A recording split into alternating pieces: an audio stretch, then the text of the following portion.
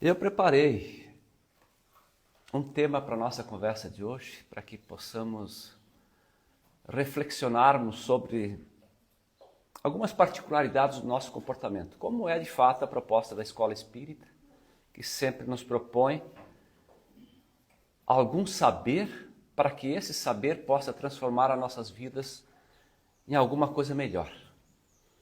É infrutífero como a passagem evangélica nos fala agora sobre a figueira que não produz. Quando a gente ouve, quando a gente sabe, quando a gente entende, mas não pratica. O que é muito mais comum do que somos capazes de aceitar. Porque nós assim procedemos. E quando a gente não faz o que sabe que tem que fazer, a gente prefere não olhar para a gente. A gente prefere não saber. A gente prefere fingir que está tudo bem. A gente prefere se distrair com outras coisas, com as coisas do mundo, com os barulhos do mundo. Porque olhar para a gente conscientemente e ver, e saber, e sentir que a gente está fazendo diferente do que precisava fazer, é alguma coisa que machuca. E a gente então prefere não olhar. A gente prefere, na maioria das vezes, olhar para o outro. E olhando no outro, a gente enxerga no outro algumas falhas, algumas imperfeições, algumas sombras, e não se apercebe, como ensina a psicologia há muito tempo, de que aquela sombra, aquela falha que a gente vê muito no outro, é daquele mesmo mal que a gente padece. Aquilo que a gente vê muito no outro é aquilo que a gente está cheio. Mas por não querer ver em si mesmo, para não ter que se reabilitar-se, para não ter que fazer um esforço para melhorar-se, então a gente olha o outro e vê no outro falhas que habitam o nosso coração. E aí a gente quer consertar o outro. Mas eu não sei se já pensaram ou pararam para pensar de quanto tempo, de quanta energia a gente precisa, a gente gasta cuidando e julgando a vida dos outros. Quanta energia a gente gasta, e quando eu falo energia, eu estou falando de vida.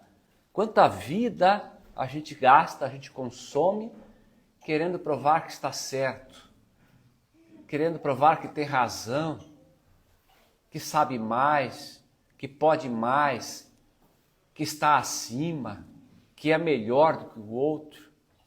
Porque toda vez que a gente fica reparando, comentando, julgando as questões alheias, nada mais é do que isso mesmo. A gente querendo colocar-se em posição de realce, de destaque, querendo colocar-se em posição de que é melhor. Como aquela árvore, cheia de folhas, mas balda de frutos. Ou seja, está muito frondosa, está muito bonita, mas não produz nada. Não alimenta ninguém, não nutre nada. Assim somos nós. Por isso que é difícil a gente olhar para a gente. Porque a gente tem medo do que vai ver, do que vai encontrar. Mas é preciso, como muito bem trabalhou esse tema, essa abordagem, Santo Agostinho, inclusive nas obras espíritas, nos textos psicografados e trazidos por ele, quando ele fala muito sobre o conhece-te a ti mesmo. Conhece-te a ti mesmo. O quanto de nós efetivamente está interessado em conhecer a si mesmo. Os nossos sentidos da visão, da audição, nossa capacidade de falar, isso tudo nos leva sempre para fora. Nos leva para fora. Nos distrai. E é preciso então que a gente faça esse caminho de volta, aquietando a alma, aquietando o espírito, aquietando a mente e olhando-se e se perguntando: aonde eu posso ser melhor? De que vale eu vir hoje, numa manhã de domingo, nesse educandário espiritual, que é a Casa Espírita, para ouvir algumas coisas, muitas das quais todos já sabem. Outras talvez sejam um gatilho para despertar em nós um novo jeito de ver, mas de que vale isso, afinal de contas, se a gente é incapaz de colocar em prática a hora que sai fora? de que vale saber todos os versículos, os capítulos da Bíblia, como muita gente gosta de, inclusive, ostentar, porque parece que é bonito usar a grife Jesus, ao mesmo tempo que a gente falha em praticar. Então, a reflexão que eu proponho para hoje, e eu fiz algumas perguntas para essa nossa conversa, a folha é grande, mas não nos assustemos, vamos até onde dá, não é? Mas eu fiz algumas perguntas para a gente tratar dessa questão, as virtudes próprias e as falhas alheias. Porque sempre que a gente se detém olhando muito as falhas dos outros, indiretamente, mesmo admitindo ou não, tendo ciência ou não, de certa forma, a gente está querendo realçar as nossas virtudes. Virtudes que às vezes nem temos ainda. Achamos que temos. Mas para parecer melhor, a gente atribui a si mesmo certas virtudes que ainda não tem. E a isso dá-se o nome de hipocrisia facilmente, né? Para que a gente possa fazer essa reflexão sobre esse tema que eu proponho para hoje, eu preciso rebuscar o que disse o evangelista Mateus no capítulo 7, no versículo 4 a 5, quando Jesus perguntou aos seus discípulos o seguinte: como é que vedes um argueiro no olho do vosso irmão, quando não vedes uma trave em vosso próprio olho? Sim, quando a gente está cuidando dos defeitos dos outros, a gente está vendo o cisco no olho do outro e está esquecendo de olhar para si e ver a trave que está impedindo a nossa visão. Então, o que vem a ser um argueiro? Um argueiro pode, claro, ser dito de várias maneiras, mas, resumindo, é algo insignificante. É um cisco, uma coisa pequena. Já a trave é algo grande. Uma trave pode ser representada por uma escora para sustentar uma estrutura, uma árvore, uma coisa reforçada. Então, uma trave é algo grande, enquanto que o argueiro é algo minúsculo, insignificante. Então, Jesus pergunta para os seus discípulos: como é que você quer tirar um cisco do olho do teu irmão, se você sequer vê a trave que tem dentro do próprio olho? Então, quando a gente quer consertar o outro, apontando os defeitos dele, é como se a gente quisesse tirar o cisco que está dentro do olho dele. Mas para eu tirar o cisco do olho de alguém, primeiro eu tenho que remover a trave que está dentro do meu próprio olho, que me impedem de ver algumas coisas. E a gente gasta, como eu disse, muita energia, muita vida querendo controlar os outros, querendo consertar os outros. Olhar os defeitos dos outros às vezes significa o seguinte: você dizer assim: fulano de tal não devia ter feito tal coisa, fulano de tal não tinha direito de falar tal coisa, olha como aquela pessoa se comporta. E notem, na maioria das conversas que a gente tem, na grande maioria, eu acho que eu não estou enganado não, mas na grande maioria das conversas que a gente tem com o grupo de pessoas que se relacionam com a gente, é para falar da vida dos outros. Vocês já repararam isso? Ou é só eu que reparo? Podem ver, se estamos falando, vamos falar da lua.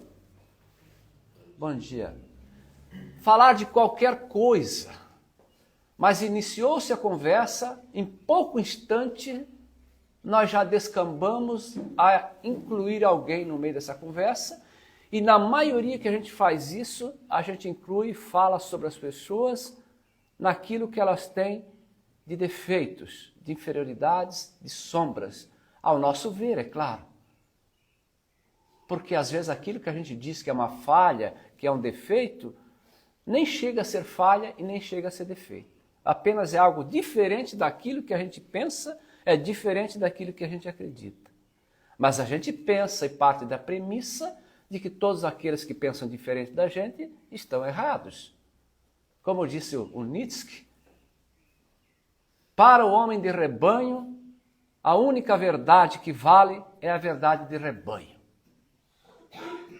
Então, se eu estou na minha patotinha, se eu estou no meu grupinho de WhatsApp, a única verdade que vale é aquela do grupinho, do rebanho. Vem alguém de fora e diz alguma coisa diferente, já precisa ser excomungado, já precisa ser cancelado, excluído do grupo, e assim por diante. Não necessariamente porque aquela pessoa está em falta, está agindo com defeito, mas porque ela pensa diferente. Pensar diferente já é uma problemática que muita gente de nós não consegue lidar, porque quer que a pessoa pense e seja igual a ela. Certa vez eu ouvi a pessoa dizer que tal fulano está fora da casinha. Já ouviram alguma coisa parecida assim? Ah, fulano está fora da casinha. Há que se perguntar para essa pessoa fora de qual casinha ela acha que essa pessoa está. Afinal, você quer que essa pessoa esteja dentro da sua casinha? Ou seja, a pessoa não pode estar na própria casinha, mas ela reencarnou com um programa de alma e ela está num estágio evolutivo diferente do nosso, com tarefas diferentes para serem feitas. Então ela tem que estar na casinha dela e eu tenho que estar na minha casinha. Ou seja, eu tenho que ter a liberdade de pensar, de refletir, eu tenho que ter a liberdade de escolher, mas eu preciso, por pressuposto, respeitar o direito do outro de fazer a mesma coisa. Mas é duro para a gente aceitar isso. É duro aceitar aquele que pensa diferente. Porque a gente está vendo o cisco no olho do outro, está querendo consertar, tirar o cisco do olho do outro, e não está gastando a mesma energia, o mesmo esforço para corrigir a si mesmo. E a verdadeira batalha que existe não é nunca contra o outro, ou nunca deveria ser. A grande batalha da nossa vida está em relação a nós mesmos. O que é que a gente está fazendo, que luta a gente está levantando, que bandeira a gente está empunhando para se tornar melhor. Esse é o grande desafio da nossa vida. Porque no final da jornada, tudo é entre nós e Deus, não é entre nós e com o outro. Mas a gente perde muito tempo querendo controlar a vida dos outros. É como se alguém tivesse nos dado um título de professor da vida alheia. Tem alguns até que acham Deus da vida alheia. Não é? Mas a gente é assim. A gente é assim porque a gente é imperfeito. E aceitar essa imperfectibilidade, aceitar essa imperfeição que há em nós, é um grande começo para começar a mudar. O duro é quando a pessoa acha que não precisa mudar nada, que já está bom o suficiente. A taça cheia, já ouviram falar, não é? Numa taça cheia, nada mais cabe. É preciso esvaziar a taça para que algo novo seja colocado na taça. Mas se a gente está cheio de razão, se a gente já sabe tudo, então não cabe mais nada. E quando a gente está assim, pouca coisa adianta ouvir, porque a gente não vai mudar. A gente não vai evoluir. O homem fútil, de certa forma, em sua natureza, e crente, podemos dizer, de sua supremacia, de sua superioridade, ele busca sempre eclipsar a luz que brilha no outro. Ele procura sempre encontrar uma maneira de tornar opaco aquilo que brilha no outro. Então, se alguém se destaca em alguma coisa, a pessoa fútil, crente da sua supremacia e da sua superioridade, tenta diminuir o outro. Reparem muito bem que às vezes o vizinho, no maior esforço, talvez até fez um financiamento de 22 anos para pagar, ele pinta a casa, dá uma reformada. Não duvidem que do lado da sua casa tem alguém que diga: aí deve ter alguma coisa, eu acho que você andou aprontando, porque não é possível que ele conseguiu fazer isso. Não é possível. Então, das perguntas que eu fiz, uma delas é a seguinte, porque eu comecei a elaborar as perguntas sobre o tema e quando eu vi a lista ficou compridona. Mas uma delas é comum vermos as faltas dos outros antes de percebermos os erros que nós mesmos cometemos? É comum isso? E a resposta, sim, é muito comum. E por quê? Porque nós somos cheios de hipocrisia. Hipocrisia. Nós estamos cheios dela. Se alguém chamar a gente de hipócrita, a gente é capaz até de se ofender. Porque a gente se ofende muito fácil. A gente é capaz até de se ofender. Recentemente falava com um empresário aqui da cidade e ele queixava-se do mundo político de modo geral. Agora é época de campanha. E ele dizia, vê fulano, vai ser candidato, porque fulano é isso, porque fulano é aquilo. Lá na tal gestão, fizeram uma licitação dirigida, não sei para onde, não sei para qual. E não é que ele não tivesse razão. Mas a gente que conhece a realidade da empresa dele podia perguntar, tá, mas é as horas extras que você não paga para o teu funcionário? Tá, mas o teu funcionário que trabalha sem carteira de trabalho assinada, quando ele tiver que se aposentar, não vai conseguir. Tá, mas que tinha mais uns casos lá. Ah, e o salário frio, você paga um salário na carteira de trabalho e o resto frio. E daí quando o fulano vai ter que se aposentar lá na frente, na época ele mais vai precisar de um dinheirinho para comprar um remedinho, coisa e tal, vai ter que se aposentar com o salário mínimo. Então é muito fácil de ver aquilo que está errado fora e fechar os olhos para aquilo que está errado em nós. É muito fácil. E a gente fica procurando então os defeitos alheios. Porque parece que quando eu vejo os defeitos dos outros, é como se eu tomasse um banho de elixir, de algum bálsamo, é como se eu estivesse limpo dos defeitos. Afinal, eu estou reparando tanto os defeitos dos outros que eu não tenho tempo de olhar para os meus e parece que está tudo bem comigo. O outro é o culpado, o outro é com o defeito. Isso acontece dentro dos nossos lares. Qualquer divergência, qualquer desacordo, qualquer falta do senso comum, quando não se chega a um acordo, parece que a gente sempre precisa culpar os outros. Ah, mas eu falei grosso, eu falei exaltado, eu me irritei, eu me extrapolei, porque o fulano me provocou. Tá, então a culpa é do outro, que tu ficou grosso, mal educado, mal-humorado. A culpa é do outro, é sempre do outro. Quer dizer, o outro te controla. Por que você deu o teu poder para o outro te controlar? Porque quando eu atribuo culpa ao outro em relação àquilo que me acontece, é como se eu tivesse passado o bastão do controle da minha vida para a mão do outro me controlar. Então eu não governo mais a minha vida? Eu não sou mais senhor de mim mesmo? A pessoa me trancou no trânsito, eu fiquei irritado. Mas você não domina as suas emoções? Você não controla a sua mente? Você não controla os seus sentimentos? Não, eu não controlo, é o outro que controla por mim. Então depende do que o outro faz, eu vou ser triste ou vou ser feliz. Pobre criatura, que não tomou conta ainda da sua vida. Não dá conta de si mesmo. É como aquele sujeito que diz, né? Ai, agora eu encontrei a pessoa ideal para a minha vida. Essa vai me fazer feliz. Eu nunca canso de contar essa história porque ficou um clássico na minha vida. Quando há muitos anos já, um amigo casando pela 5ª vez, eu fui fazer a palestra de casamento dele. E ele me disse, Nazato, agora eu encontrei a mulher ideal, perfeita. Essa vai me fazer feliz. Eu perguntei para ele, mas só depois da cerimônia, para não desacorçoá-lo antes. Tá, vem cá, mas das 4 anteriores, todas eram defeituosas e tu era o perfeito. E agora tu, né? Porque a gente costuma achar que o defeito está no outro. O cara que estava casando pela 5ª vez, ele achava que o defeito estava sempre nas mulheres. E ele nunca parou para perguntar, será que sou eu? Que sou de personalidade que não dá para conviver? Ele sempre achou que era mulher. Eu disse essas coisas para ele, eu disse, tu está entrando no 5º casamento, já é um recorde aqui para que eu conheço. Então, presta atenção nesses detalhes, né? Porque é essa mania da gente culpar os outros, achar que os outros. E aí a gente acha que o outro tem obrigação de cuidar da vida da gente. A gente acha que o outro tem obrigação de fazer a gente feliz. E ele disse isso para mim, essa vai me fazer feliz. Eu digo, enquanto ela se ocupa de te fazer feliz, tu vai fazer o quê? Jogar uma bote com os amigos? Tomar uma gelada no boteco? Vai fazer o quê, afinal? Assistir uma série na Netflix e a tua mulher está lá pensando a maneira de te fazer feliz? Caraca, né? Aristóteles já dizia, né? Que a felicidade é uma obra tão exclusivista que cada qual deveria assumir para si essa tarefa de ser feliz. Eu sou feliz porque eu me gosto. Mesmo com as minhas imperfeições.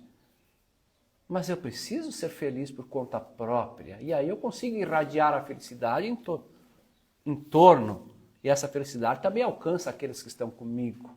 Agora, se eu espero que o outro me faça feliz o tempo todo, então eu não me garanto. Eu sou uma criança, um dependente emocional do outro. Isso é um perigo.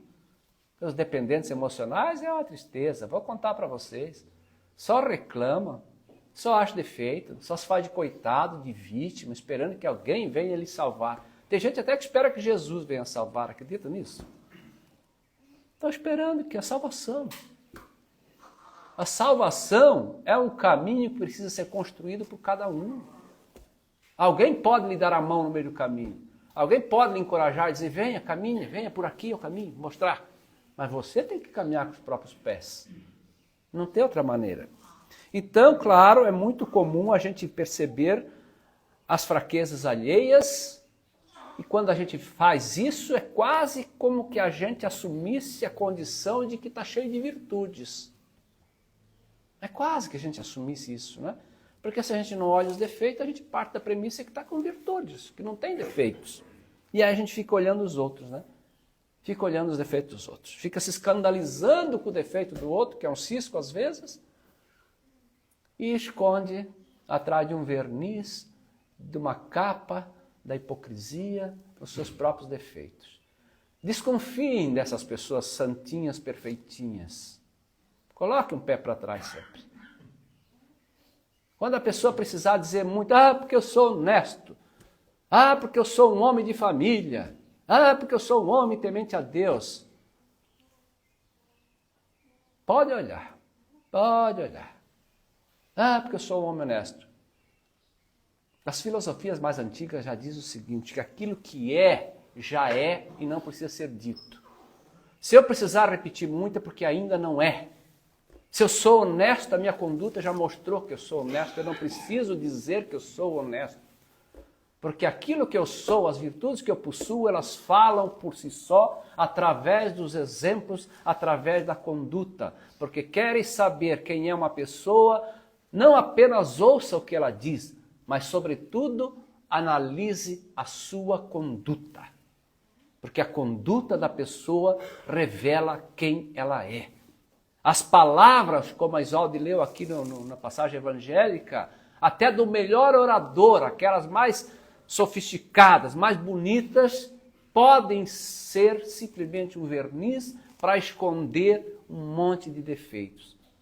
E está cheio de nós aí na rua, dizendo palavras bonitas para encantar, para agradar, para ser aprovado no bando, no rebanho, no grupo, na sociedade, mas esconde coisas terríveis. Quantos homens aí que dizem, não, porque eu sou um homem de família, não sei o quê. Está traindo a esposa aí todo dia. Não está em casa quando precisa estar. Abandona os filhos. Não dá carinho, não dá atenção, não dá proteção, não dá exemplo. Mas eu sou um homem de família. Adora dizer isso a todo instante, em todos os lugares. Casou 5 vezes já. Tanto que adora a família. Vocês conhecem alguém assim, não precisa falar o nome, tá? Uma outra pergunta que fiz para a gente conversar. Que atitudes devemos adotar antes de julgar as ações do próximo? Que atitude? Antes de julgar as ações do próximo. Que atitude a gente deve adotar? Ora, cada um aí deve lembrar de umas 10, né? Mas eu ficaria por enquanto com uma só, porque o tempo também não vai deixar a gente falar demais. Uma delas, empatia. Empatia não é necessariamente colocar-se no lugar do outro, porque isso até fisicamente é impossível. Colocar no lugar do outro.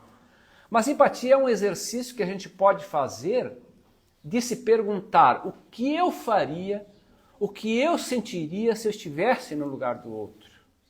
Qual seria a minha reação no lugar do outro?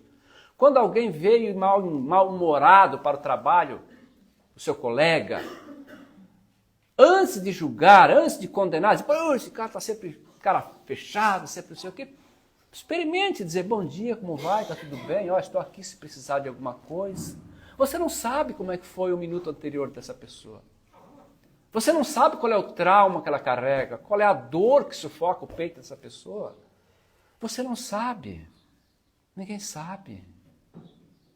Ninguém sabe o calvário que ela está enfrentando e que isso se manifestou e transbordou numa falta de bom humor.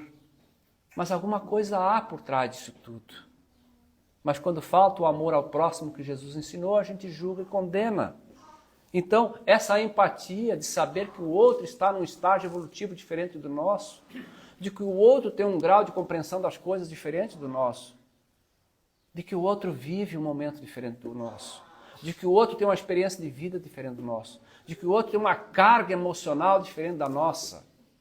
É preciso pensar nisso, antes de apontar o dedo, antes de julgar, antes de condenar. Cada um tem um tempo de ser e de amadurecer. Agradeça a Deus e a você mesmo se você chegou num nível de compreensão maior.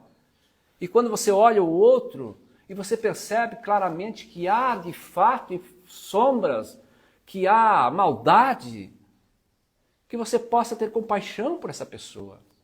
Que você possa fazer uma oração por essa pessoa. Lembremos-nos todos nós de que cada um consegue entregar para o outro aquilo que tem para entregar para o outro naquele momento. Então, se em algum momento alguém foi ríspido com a gente, é porque naquele momento ele só deu conta de ser ríspido com a gente. Se você já consegue não ser ríspido com alguém, então bendiga. Agradeça a Deus que você já superou essa fase, que você não precisa ser estúpido com o outro só porque ele foi estúpido com você. Se você já está nessa posição melhorada, agradeça, tenha compaixão, piedade pelo outro e ajude o outro a encontrar o mesmo caminho. Nós temos tempos diferentes. Certa vez eu li um livro cujas palavras foram lidas numa das pós-graduações que fiz na área da psicologia, que falava de um casal da capital catarinense, em que o marido era um agrônomo, tinha nascido no interior do estado, filho de agricultor, e por muitos anos trabalhou na roça e depois de adulto formou-se em agronomia para continuar no convívio com a terra, com a mãe natureza. Ela, a esposa, era nascida na capital, filha de advogados, e cresceu lá na capital. Depois de adultos, para exemplificar todo o contexto que eles narravam, eles pegaram um exemplo prático. O exemplo prático era de que eles resolveram, mas há muito tempo atrás, compraram um carro novo. Tempo que não tinha WhatsApp, não tinha internet, essas coisas assim. Resolveram comprar um carro novo. E eles sabiam qual era o carro que queriam comprar. Ele sabia qual o carro que ele queria. E eles visitaram algumas lojas de carro na capital. Eles iam sábado de manhã ver os carros. Anotavam num caderninho o carro, o preço. Foram sábado, foram 2 sábados, foram 3 sábados e a mulher ansiosa, angustiada. Mas o que tem esse homem que não decide? Ele já sabe o carro que quer comprar, ele tem o dinheiro, já está resolvido, não tem dúvida nenhuma. Por que não compra? Por que tanto pensar? Por que tanto ir lá ver e voltar, vai e vê e olha de novo e volta para casa, pensa mais um pouco e olha de novo até que compra. Aí ela conta então o que ela descobriu disso. É que eles viviam em tempos diferentes. Ele, agricultor, foi criado de um jeito, ela de outro jeito. Ele lavrava a terra, arava, escolhia sementes, esperava a lua certa, esperava a chuva, esperava o sol, semeava, via aquela semente germinar, crescer, até que um dia, depois de bastante tempo, se o vento não destruísse tudo, se o granizo não destruísse tudo, ia produzir frutos, eles iam colher aquele fruto, iam transformar alimento. Então, até que tudo isso passasse, era um processo às vezes lento. Ela não, ela na cidade, desde pequena, apertava um botão, saía um pão.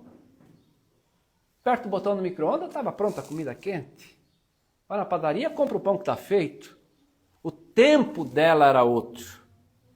As coisas para ela eram mais rápidas e para ele era mais lento o processo. Mas não tinha nada de errado nem com um nem com o outro, apenas eles estavam em tempos diferentes. Então aceitar o tempo do outro permitir que o outro viva no seu tempo. Isso é uma grandeza que não tem tamanho. Sobretudo é uma prova de amor ao próximo. Sobretudo é caridade. Mas a gente não tem mais tempo para permitir isso, mais vontade para permitir isso. Te manda uma mensagem de WhatsApp que facilitou toda a vida da gente. Ou se a pessoa não responder em 2 minutos, você liga para ela. Caramba, mas o WhatsApp já veio para isso, para você mandar uma mensagem, a hora que a pessoa puder, ela responde. Se for urgente, você liga um tempo depois. Mas não dá mais. Tanto é que a pressa tomou conta que veio a mensagem de WhatsApp, você já bota ela na velocidade 2. Não quer mais nem ter o tempo de escutar o que a pessoa está falando na velocidade normal. E assim a gente vai atropelando tudo, porque tem que ser no tempo da gente. E a gente se estressa, se esgota, a gente gasta a vida com coisas que não precisava gastar a vida. Quando eu digo gastar a vida, é gastar o tempo, gastar a energia, gastar a saúde. E o que é pior, acabando com o tempo, a energia e a saúde dos outros que estão ao redor.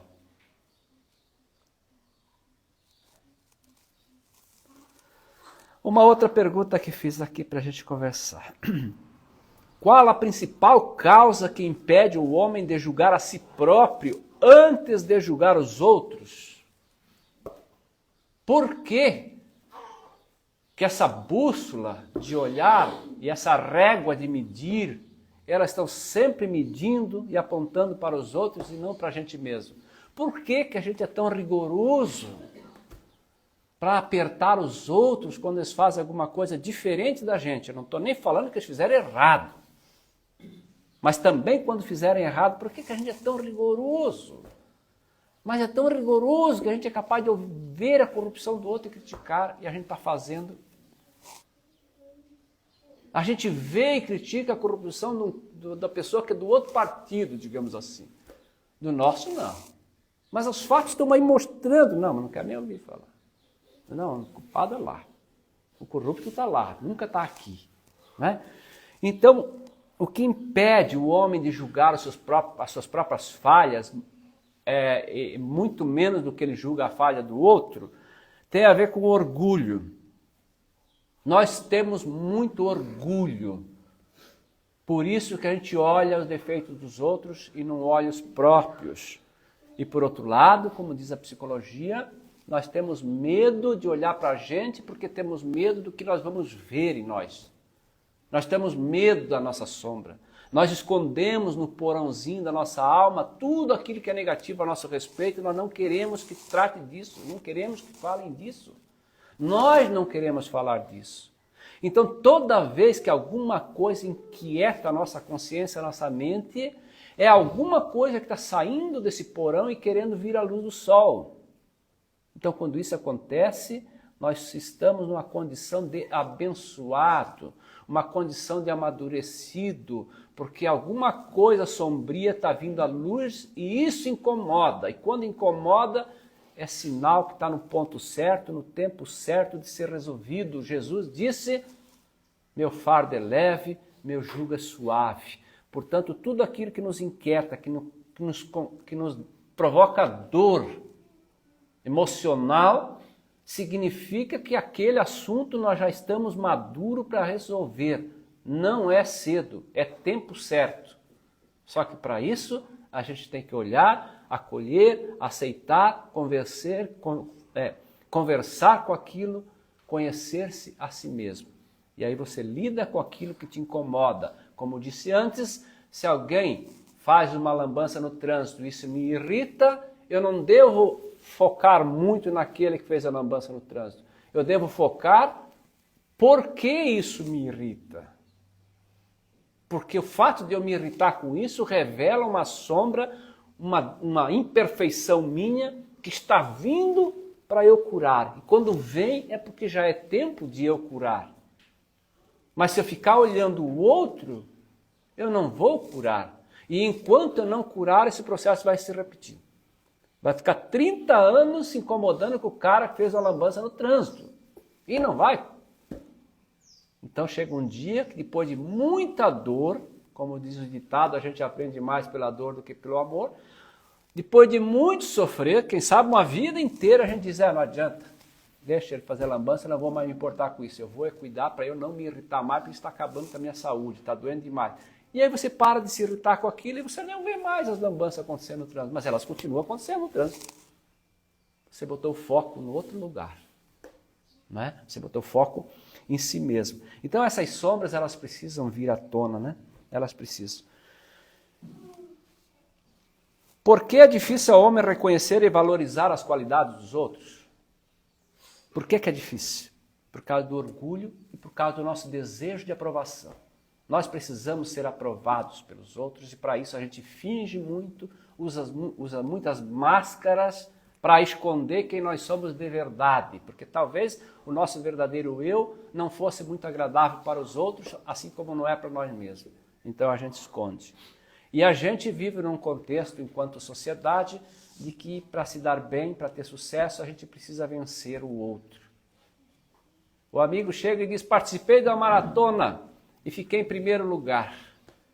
O amigo dele diz, nossa, parabéns, que coisa fantástica. Quantas pessoas tinham nessa maratona? Tinha 1000 pessoas. E quantos chegaram em primeiro lugar? Só eu. Se ele dissesse 1000 chegaram em primeiro lugar, as pessoas diziam, mas isso não tem graça. Por quê? Porque para eu vencer, tem que ter 999 derrotados. Para eu me sentir vitorioso, tem que existir o derrotado e de preferência invejoso do meu sucesso. Sucesso na sociedade, infelizmente, é isso. É num contexto assim que a gente é educado, que a gente se desenvolve, e um dia nós precisaremos, como humanidade, criar e incentivar uma nova cultura, a cultura da cooperação e não mais da competição. Porque essa cultura da competição, para que alguém tenha sucesso, alguém tem que ser derrotado. É como se numa mesa com quebra-cabeça, de pecinhas de encaixar, destaca uma pecinha, as outras ficaram todas embaixo. A que subiu teve sucesso, as outras não. Então a gente acha que aquele que não alcançou o mesmo pódio, o mesmo lugar que a gente está, é uma pessoa fracassada. E não é. Às vezes ela teve mais sucesso intelectual, espiritual, emocional do que qualquer outra. Porque cada um tem que evoluir e evolui do tamanho que dá conta. Às vezes aquele que a gente acha derrotado, ele já cresceu mais do que a gente. Por isso que a gente precisa entender o tempo de cada um. Porque cada um tem um tempo de ser e de estar, não é? Uma pessoa verdadeiramente caridosa costuma apontar os defeitos do próximo? Quem tem a caridade de verdade? Lembrando, né? Só reforçando que a caridade é a manifestação prática do amor. Porque não basta dizer eu amo meu próximo, eu amo a Deus. Tem muita gente por aí que ama a Deus, é até bonito de ver. É até bonito de ver, a pessoa ama a Deus. O cúmulo do fanatismo religioso é o sujeito acreditar que todos são filhos de Deus, mas ao mesmo tempo ele não aceita o outro como irmão. E às vezes ele não aceita o outro como irmão só porque o outro é de outra religião. Mas ele ama a Deus. Às vezes ele rejeita o outro porque o outro é de condição material e social inferior. Mas ele ama a Deus. Quer saber? Não existe como amar a Deus se a gente, por primeiro, não aprender a amar a si mesmo. Quem ama, cuida. O sujeito que fuma desabadamente aí, ele pode fazer o que ele quiser, a vida dele, eu não estou dizendo que ele não tem que fumar nem parar de fumar, ele sabe o que faz. Não estou julgando, dando um exemplo. O sujeito que fuma, ele se ama. O sujeito que bebe demais, se ama. O sujeito que come demais, se ama. O sujeito que fica enervado, embirrado, emburrento o tempo todo, se ama. Quem se irrita com facilidade, se ama. Quem guarda mágoa, se ama. Quem guarda ressentimento, se ama. Quem odeia o outro, se ama. Quem quer o mal do outro só porque ele pensa diferente, se ama. Quem quer excluir o outro do grupo porque ele tem um partido diferente, se ama. Não se ama. Não se ama. Porque quem se ama se cuida. Quem guarda mágoa não se cuida, adoece. Quem come demais, adoece. Então não está se cuidando. Ou seja, eu não aprendi ainda a amar-me. E eu tenho a capacidade de dizer que amo a Deus. É uma ilusão que não tem tamanho. Se eu não consigo amar nem a mim mesmo, que eu sofro as dores diretas daquilo que eu faço, como eu posso dizer que amo a Deus, que eu nem sei que é Deus? Como é que eu posso amar ao próximo se eu não amo a mim mesmo? Então, primeiro preciso aprender a amar a mim mesmo. Esse amor vai transbordar em mim, eu vou estar cheio de amor em mim. Quando transborda, eu alcanço o outro. Quando eu amo todos os outros, porque esse próximo significa aquele que não gosta de mim também. Esse próximo que eu tenho que amar significa aquele que pensa diferente de mim também. Então, quando eu estiver cheio do amor que Jesus fala e ensina, esse amor transborda em mim. Quando ele transborda, ele alcança o outro. E aí eu posso dizer que estou começando a amar ao outro, a amar ao próximo. E o amor ao próximo começa, antes de tudo, com o respeito. Se eu não consigo amar o outro porque ele pensa diferente, que pelo menos eu consiga respeitar o outro na diferença que ele tem de mim. Porque o respeito já é o princípio, já é uma centelhazinha daquilo que um dia virá a ser o amor. Mas o respeito, nós estamos numa fase em nossas vidas que nós estamos com dificuldade de respeitar o outro pelas escolhas que ele faz. E aí nós vamos aí, numa ilusão sem tamanho, dizendo a todo instante que amamos a Deus. Amamos a Deus. Será mesmo? Será mesmo? Para a gente terminar, eu vou pular aqui. Para a gente terminar, a dica é: deixemos o rigor e a exigência para conosco na luta contra nossas imperfeições morais, com a certeza de que todos nós trazemos em nós a perfectibilidade, ou seja, a capacidade de nos tornarmos perfeitos. Então, que aquela energia, aquela vida, aquele tempo que a gente gasta querendo controlar os outros, provar que eles estão errados, que a gente está certo, que a gente gaste essa energia lapidando a nós mesmos, curando a nós mesmos, porque senão não tem jeito. A gente quer um mundo melhor. Sabe como é que um mundo melhor se faz? O mundo melhor começa dentro da gente, não é? Todo mundo já sabe disso. Nunca é demais repetir, mas todo mundo sabe disso. A questão é que saber só por si não resolve. Como nos ensinou Leonardo da Vinci, não basta saber, é preciso saber fazer.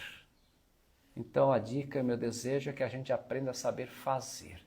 Aprendeu sobre o Evangelho de Jesus, aprendeu sobre a lei de amor, vá lá e faz agora. Pratique agora. E assim eu encerro. Encerro agradecendo a vocês que tiveram a paciência de me ouvir. Se eu me exaltei um pouco, eu peço a compreensão. Às vezes eu me comovo um pouco com algumas coisas, com algumas questões. Agradeço a Deus, agradeço a Jesus, agradeço toda a espiritualidade, aos dirigentes espirituais dessa casa, agradeço a todos os trabalhadores que aqui estão, que de uma forma ou de outra contribuem muito, acreditem, com o bem-estar do próximo. E isso é caridade, isso é amor. Eu desejo a vocês o melhor que a vida puder lhe entregar, lembrando sempre que a vida nos dá aquilo que corresponde com as nossas próprias ações. Então, a vida é e segue a lei de causa e efeito. Aquilo que a gente semeia, a gente colhe. Que a colheita de cada um de vocês possa ser de frutos doces, de frutos bons, nutritivos, e que nós possamos ser verdadeiramente mais felizes a partir daquilo que a gente tem de capacidade de mudar a nós mesmos. Agradecemos nós todos os dias pela dádiva da vida, pelo ar que temos para respirar, pelo alimento que temos a nos alimentar, pelas companhias que estão conosco. Não duvide, as companhias que vivem com nós são aquelas necessárias e compromissadas também com o nosso próprio progresso espiritual.